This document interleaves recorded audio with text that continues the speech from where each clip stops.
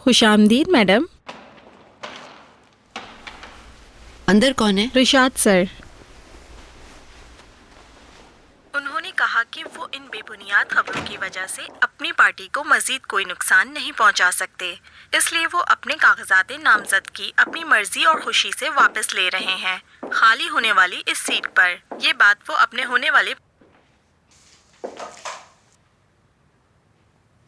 सब कुछ खत्म। इस्तीफा दे दिया उसने क्या?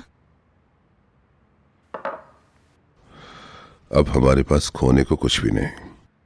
मेरी कंपनी और मेरे प्रोजेक्ट का मुस्तकबिल तबाह हो गया। ये सब कुछ सलीम की वजह से हुआ।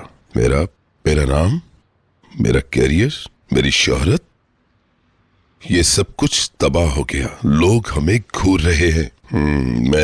मैंने इस शर्मनाक वाक़े के बाद बहुत कोशिश की, मगर कुछ ना बना।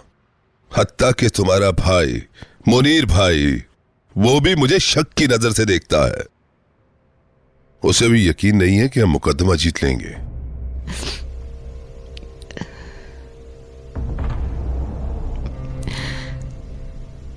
सलीम बहुत बुरे हालात में है। उसे जहन्नुम में जाने दो। उसने मुझे बहुत तंग किया है। मैं अब उनके खिलाफ पुलिस में जाकर सब कुछ बता दूंगा, सब कुछ। समझे तुम? रिशाद, मैं कसम खाता हूं कि मैं अदालत में जाकर उनकी आंखों में आंखें डालकर कहूंगा कि ये सब कुछ इन्होंने किया है। रिशाद, खुदा के वास्ते मेरे बच्चे को बचा लो। मैं सोचता था कि उस लड़की का तुम्हें अफसोस हुआ होगा, लेकिन तुम्हें भी कोई फर्क नहीं पड़ा। इसे बचा लो रिशाद, उसको निकलवाओ वहां से। उसकी हालत, उनको बार बार सजा मिलनी चाहिए। उन्होंने भी बहुत गलत किया है। निकलवाओ।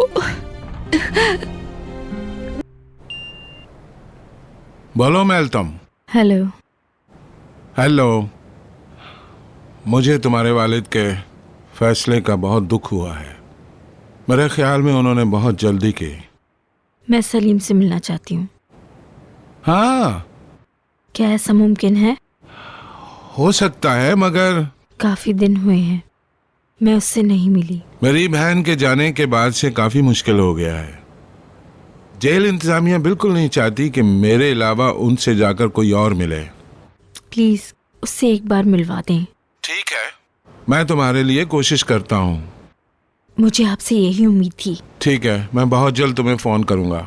बहुत शुक्रिया। खुदा हाफिज। ओके, खुदा हाफिज।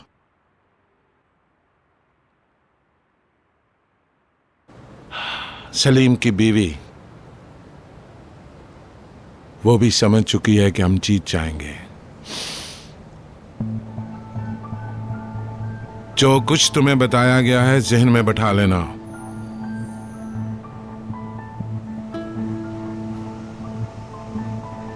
ठीक है।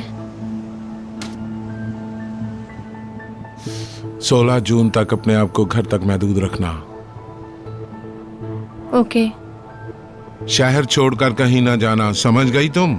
और मुखालिफों से तुम दूर ही रहना, वरना इसका अंजाम बहुत बुरा होगा। समझ गई तुम? समझ गई। शाबाश। अपना ख्याल रखना। फिर मिलते हैं।